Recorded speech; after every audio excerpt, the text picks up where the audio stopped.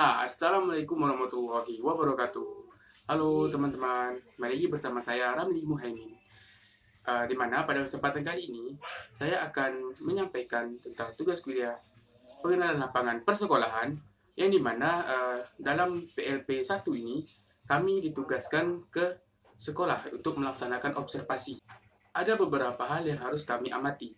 Yang pertama yaitu kultur sekolah, kemudian struktur organisasi dan tata kerja sekolah, yang ketiga ada visi misi sekolah, dan yang terakhir ada aspek kokurikuler dan ekstrakurikuler. Yang dimana dalam aspek pengamatan ini terdapat beberapa yang harus kami amati lagi gitu. Yang di dalamnya itu kami menilai keterlaksanaan dari sekolah tersebut. Bagaimana keterlaksanaan dari sekolah SDN 14 Pontianak Selatan? Mari kita simak. Nah, mari pertama kita masuk kepada kultur sekolah. Yang pertama, dalam pengamatan kultur sekolah itu ada tentang pengamatan kegiatan 3S, senyum, sapa, dan salam. Nah, di mana menurut kelompok kami, bahwa di sekolah SDN 14 Pontianak Selatan ini, dalam menerapkan kegiatan 3S ini sudah terlaksana dengan baik. Mengapa? Karena warga sekolah menerapkan kegiatan senyum, sapa, dan salam kepada warga sekolah dan yang bukan warga sekolah. Nah, mengapa kami bisa menyebutnya terlaksana dengan baik? Karena pada kegiatan 3S ini, kegiatan ini dilakukan oleh guru selaku pengajar dan peserta didik selaku pelajar. Pada kegiatan 3S ini dirasakan langsung pada saat kami melaksanakan kegiatan observasi di sekolah tersebut. Nah, dimulai dari guru yang selalu senyum dan menyapa pada saat bertemu, dan juga peserta didik yang berada di sekolah sangat ramah dan aktif untuk menyapa, serta bersalaman walaupun baru pertama kali bertemu dengan kami pada saat itu. Nah, kemudian lanjut yang kedua yang dinilai adalah dari aspek pengondisian awal belajar. Nah, di sekolah dasar negeri 14 Pontianak Selatan ini, menurut kami sudah terlaksana dengan baik. Mengapa? Karena pengondisian awal belajar tersebut dimulai dari yang pertama, yaitu sebelum bel sekolah berbunyi. Nah, jadi sebelum bel masuk berbunyi itu, anak-anak dikumpulkan di lapangan. Untuk apa? Yaitu untuk melaksanakan kegiatan operasi semut. Di mana operasi semut ini dilaksanakan setiap 10 atau 15 menit sebelum bel masuk berbunyi. Dan setelah bel masuk berbunyi, masing-masing wali kelas langsung menginstruksikan peserta didik untuk berbaris di depan kelas. Kemudian bersalaman dengan guru tersebut dan tertib masuk ke kelas. Setelah dalam kelas, peserta didik berdoa sebelum memulai pelajaran. Nah, seperti itu teman-teman. Jadi, di mana pengondisian awal belajar ini merupakan suatu yang unik gitu, karena baru pertama kali kami menemuinya di sekolah tersebut. Lanjut kepada penilaian ketiga, yaitu ada upacara bendera. Nah, di mana upacara bendera ini yang kami nilai juga telah terlaksana dengan baik, karena mereka rutin melaksanakan kegiatan upacara tersebut setiap hari Senin.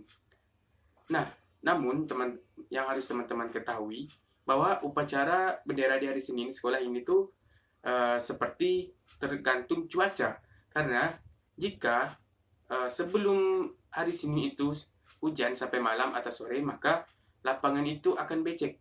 Seperti itu teman-teman, atau bisa kita katakan sebagai lapangan yang basah. Karena uniknya dari sekolah ini, lapangan untuk upacara itu belum disemen.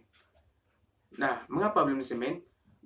Karena sepengetahuan kami atau yang kami dapatkan dari narasumber, bahwa ketika sekolah ingin menyemen bagian lapangan, maka hal ini sangat tidak disarankan oleh pengawas yang berada di sekolah tersebut. Karena sekolah ini dulunya sebagai sekolah adiwiyata dan sampai sekarang pun masih menyandang status tersebut. Nah, untuk petugas upacara biasanya di rolling atau diganti-ganti dari kelas 4 sampai kelas 6 yang bergiliran setiap upacara dilaksanakan. Jika upacara tidak terlaksana, maka diganti dengan menaikkan bendera oleh beberapa peserta didik. Nah, yang selanjutnya yang kami amati atau kami nilai yaitu penggunaan seragam sekolah.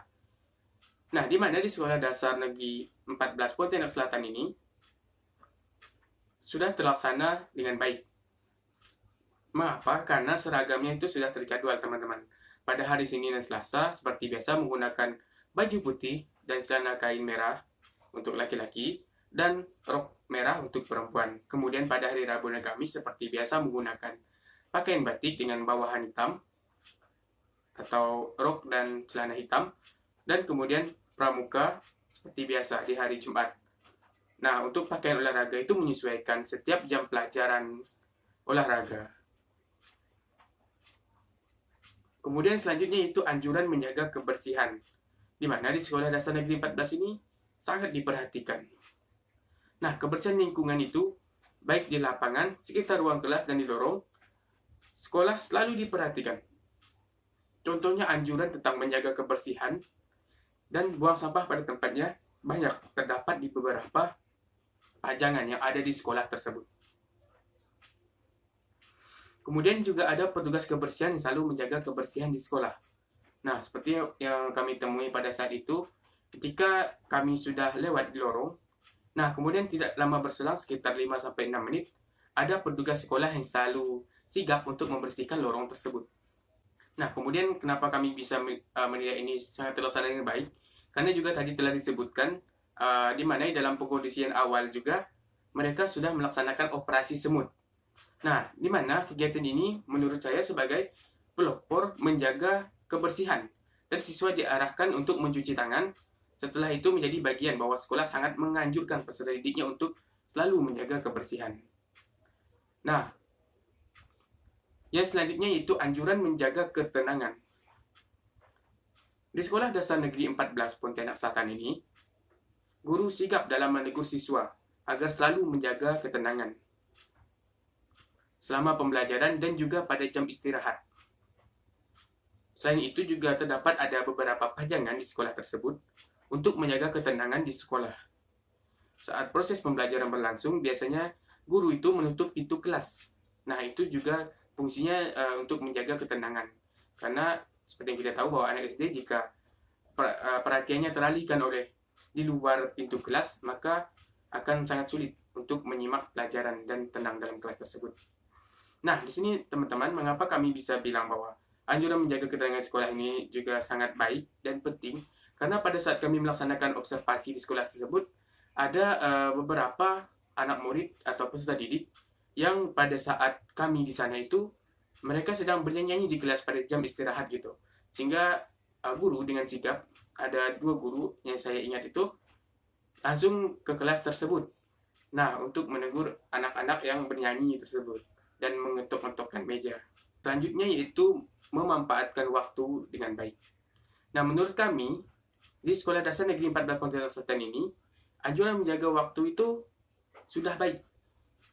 Namun tidak ada tulisan atau pajangan yang benar-benar spesifik terhadap hal tersebut. Tapi ada tata tertib sekolah yang berisi tentang kedisiplinan. Di dalam tata tertib sekolah juga memuat 3 poin penting, yaitu kewajiban siswa, larangan siswa, dan anjuran untuk siswa. Nah, selanjutnya yaitu terciptanya suasana yang tenang dan nyaman untuk belajar di sekolah. Nah, menurut kami, di Sekolah Dasar Negeri nomor 14 Pontianak Selatan ini, dilakukan dengan cara guru melakukan pengkondisian awal belajar kepada peserta didik, dan juga pada saat proses pembelajaran dimulai.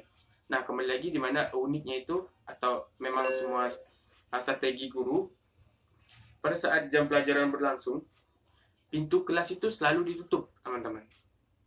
Terutama yang kelas 6, karena mereka sangat fokus belajarnya gitu.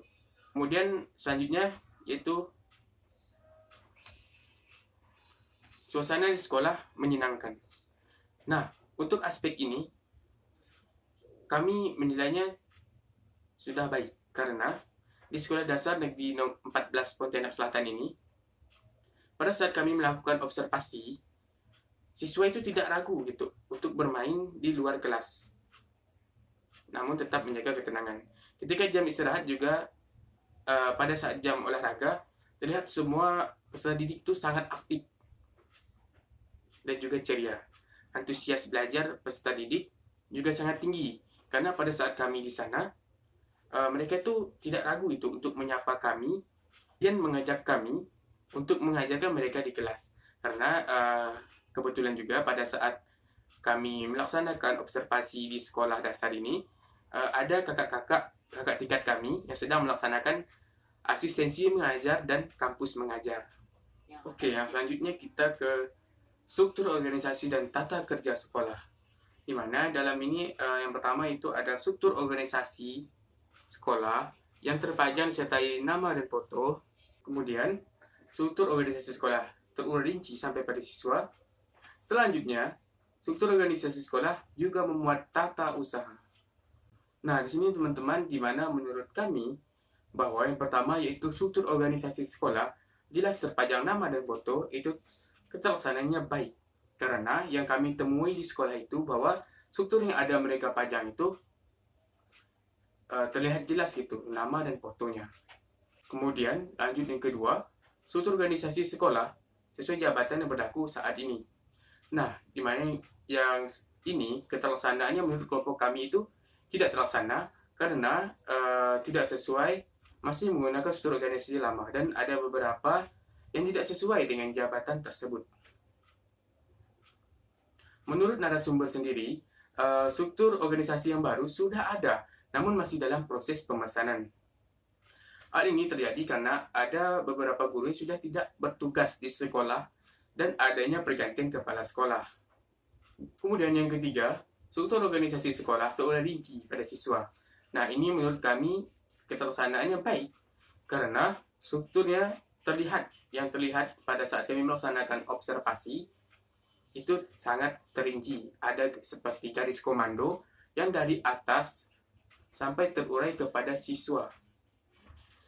Kemudian yang terakhir yaitu struktur organisasi sekolah juga memuat tata kerja dan usaha. Nah, di sini yang kami lihat pada struktur yang lama atau struktur yang terpajang, bahwa tata usaha tidak tercantum di dalamnya. Dan kemudian kami mendapatkan struktur organisasi yang baru, di mana dari struktur ini terdapat tata usaha. Adapun struktur organisasi yang berlaku pada saat ini, atau yang sudah terbaru namun belum dipajang, yaitu ada yang pertama kepala sekolah. Kepala sekolah sendiri Ibu Marina Tambunan SPD, kemudian ada bagian kemahasiswaan yaitu Ibu Hajah Khairul Bariah SPD, kemudian bagian sarana prasarana dan humas ada Ibu Ika Puspa Mustika Dewi SPD, kemudian ada bagian kurikulum di mana di sini ada Bu Sri Nurbaiti SPD, ada operator ICT yaitu Bu Cipta ID Piani SST. Kemudian ada bagian tata usaha yaitu Harun. Nah, sini ada beberapa guru kelas dan guru mapel. Mana guru kelas 1 ada 1A yaitu Bu Aksorni SPD, kemudian 1B Bu Reza Sapitri SPD, guru kelas 2 Bu Depi Julianti SPD, guru kelas 3 Bu Darmawati SPD, guru kelas 4 Bu Ika Puspa Mustika Dewi SPD, kemudian guru kelas 5 Bu Sri Nurbaiti SPD, guru kelas 6 Bu Hajah Khairul Bariah SPD, kemudian guru PJOK Pak Bobi Arianto SPD, guru agama Kristen Bu Melpina Sianturi SPD, kemudian guru agama Katolik Bu Plasida SAG, dan ada guru agama Islam Bu Syarifah Aliyah SPDI. Kemudian ada koordinator bidang tenaga kependidikan. Yang pertama ada Bendahara Bosnas atau Bos Nasional, di mana di sini Bu Reza Sapitri SPD, kemudian UKS ada Bu Plasida SAG, dan KKG atau MGMP Bu Ika Puspa Mustika Dewi SPD, dan pembantu umum Lir Sakio. Nah, kemudian kita lanjut kepada aspek pengamatan yang ketiga, yaitu di sini ada pengamatan visi dan misi. Nah, visi dan misi di Sekolah Dasar Negeri 14 Pontianak Selatan yang kami nilai atau yang harus kami observasi pada kegiatan PLP 1 ini ada dua. Yang pertama itu ada visi misi di sekolah dan ada pemaparan visi dan misi sekolah di beberapa tempat. Nah, dari kelompok kami pada Sekolah Dasar Negeri 14 Pontianak Selatan, aspek yang pertama ada visi dan misi sekolah. Nah, keterlaksanaan sini baik karena ada visi dan misi dimuat di dalam banner yang ditempelkan di dinding sekolah. Nah, kemudian isi dari visi dan misi tersebut yaitu yang pertama, visi Sekolah Dasar Negeri 14 Pontianak Selatan ini yaitu mewujudkan peserta didik yang berakhlak mulia, berprestasi, dan berwawasan lingkungan. Nah, kemudian misi dari Sekolah Dasar Negeri 14 Pontianak Selatan yang pertama yaitu meningkatkan ketakwaan kepada Tuhan Yang Maha Esa. Yang kedua, mengaplikasikan nilai-nilai keagamaan dalam kehidupan sehari-hari. Yang ketiga, menumbuhkan semangat berprestasi pada seluruh warga. Yang keempat, mengembangkan pengetahuan di bidang iptek, bahasa, olahraga, dan budaya sesuai dengan bakat, minat, dan potensi siswa. Yang kelima, mewujudkan insan yang peduli dengan lingkungan sekolah, rumah, dan masyarakat. Yang keenam, menjalin kerjasama yang harmonis antar warga sekolah dan lingkungan. Kemudian, aspek penilaian kedua yaitu ada pemaparan visi dan misi sekolah di beberapa tempat. Nah, menurut kelompok kami, pemaparan dari visi dan misi sekolah di beberapa tempat ini kurang terlaksana. Mengapa? Karena memang banyak kelaksanaannya terdapat di atau visi dan misinya itu yang pertama itu ada terdapat di ruang kepala sekolah, kemudian di depan ruang guru dan di luar kelas. Kalau teman-teman ketahui, yang pertama itu yang berada di ruang guru. Kenapa? Karena menurut kami kelihatan jelasnya itu sangat kurang. Maka dari itu, maka kami melihat itu kurang terlaksana. Karena yang di kepala sekolah itu ditulis menggunakan spidol, dan spidolnya itu sudah agak kusam dan tidak terlihat lagi. Kemudian visi dan misi yang berada di depan atau di samping ruang guru yaitu menggunakan banner. Nah, di sini depan ruang guru ini kondisi visi dan misi itu terlipat di atasnya atau di sudutnya, sehingga ada beberapa bagian yang tidak bisa dilihat. Nah, kemudian yang berada di depan ruang siswa juga ada menggunakan banner, dan itu keadaannya sudah tidak terlihat. Maksudnya banner itu sudah terkelungkup gitu, jadi sudah tidak bisa dilihat. Bisa dilihat, tapi harus ada usaha untuk membuka atau menyingkap dari banner tersebut. Nah, kemudian ada juga yang salah satu itu berada di depan ruang kelas. Namun, yang itu sepertinya sudah lama karena visi dan misinya itu berbeda dari yang berada di banner. Kemudian lanjut kepada lembar pengamatan aspek kokurikuler dan ekstrakurikuler. Yang pertama ada kegiatan kokurikuler yang terprogram dari sekolah. Nah, dari kelaksanaannya, kelompok kami menilai bahwa ini kurang terlaksana karena namun ada kegiatan kokurikuler yang tidak berkelanjutan.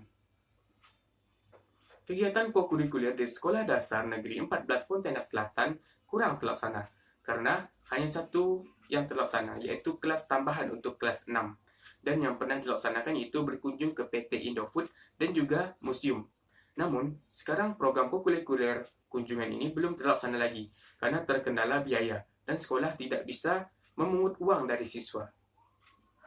Serta dana BOS tidak bisa digunakan untuk sembarang kegiatan. Juga tidak ada alokasi dana dari dinas, sehingga kegiatan yang berkunjung ini belum dilaksanakan kembali. Kemudian kegiatan ekstrakurikuler yang terprogram dari sekolah, menurut kami juga kurang terlaksana.